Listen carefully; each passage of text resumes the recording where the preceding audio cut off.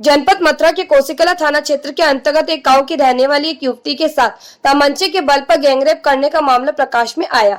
दरअसल जिस समय युवती अपने घर से शौचालय के लिए गई थी, इसी दौरान गांव के ही रहने वाले एक नामजद ने अपने दो अन्य साथियों के साथ युवती को पकड़ लिया और खेत में ले जाकर जबरन अपने दो अन्य साथियों के साथ बारी बारी दुष्कर्म की घटना को अंजाम दिया। घटना के बाद बमुश्किल घर पहुंची युवती ने घटना के संबंध में अपने परिजनों को बताया, जिसके बाद मंगलवार को युवती के परिजनों द्वारा दी गई तहरीर के आधार पर पुलिस ने मामला दर्ज कर घटना की जांच शुरू कर दी है। फिर भी युवती को चिकित्सा परीक्षण के लिए भेजा।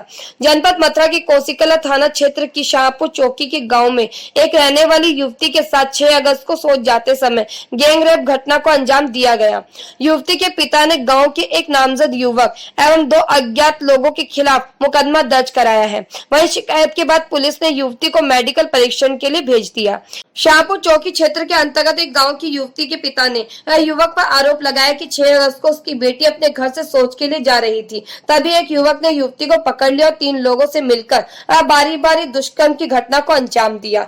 युवती ने जानकारी देते हुए बताया कि युवक ने तमंचा दिखाते हुए जान से मारने की धमकी देते हुए डरा धमकाकर युवक पीड़िता को और खेत में खींचकर ले गया, जहाँ युवक ज्ञानी के 2 साथी मौजूद थे। तीनों ने मिलकर युवती को जबरन बारी बारी से रेप किया, जिससे युवती की हालत बिगड़ गई, जिसे देख तीनों युवक भाग गए। जब युवती को होश आया तो वह अपने घर पहुंची और अपने साथ हुई घटना की जानकारी परिजनों को दी। परिजन युवती को और साथ लेकर शाहपुर चौकी पहुंचे और चौकी प्रभारी को अवगत कराया। घटना की जानकारी कर पुलिस जांच में जुट गई। पुलिस ने एक नामजद व 2 अज्ञात के खिलाफ मुकदमा 376 डी के दर्ज कर लिया है और युवती को उपचार के लिए सामुदायिक स्वास्थ्य केंद्र कोसी भेज दिया, जहां युवती का परीक्षण किया जा रहा है। जानकारी देते हुए एसपी देहात शीशचंद ने बताया कि जनपद मथुरा के थाना कोसीकला क्षेत्र के एक गांव में एक महिला द्वारा छेड़छाड़ एवं जबरन शारीरिक संबंध बनाए जाने की शिकायत की गई है। इस प्रकरण में तहरीर के आधार पर अभियोग पंजीकृत किया गया है। साक्ष्य संकलन के आधार पर प्रकरण में अग्रिम विधिक कार्रवाई सुनिश्चित की जाएगी। पूरे प्रकरण की गहराई से छानबीन की जाएगी और धारा 164 सीआरपीसी के अंतर्गत पीड़िता के बयान दर्ज कराए जाएंगे। तथ्यों के आधार पर अग्रिम विधिक कार्रवाई की जाएगी। मामले में एक नामजद और 2 अज्ञात लोगों के विरुद्ध मुकदमा दर्ज किया गया है। इसमें भी साक्ष्य संकलन किए जाएंगे और तथ्यों के आधार पर ही अग्रिम विधिक कार्रवाई की जाएगी।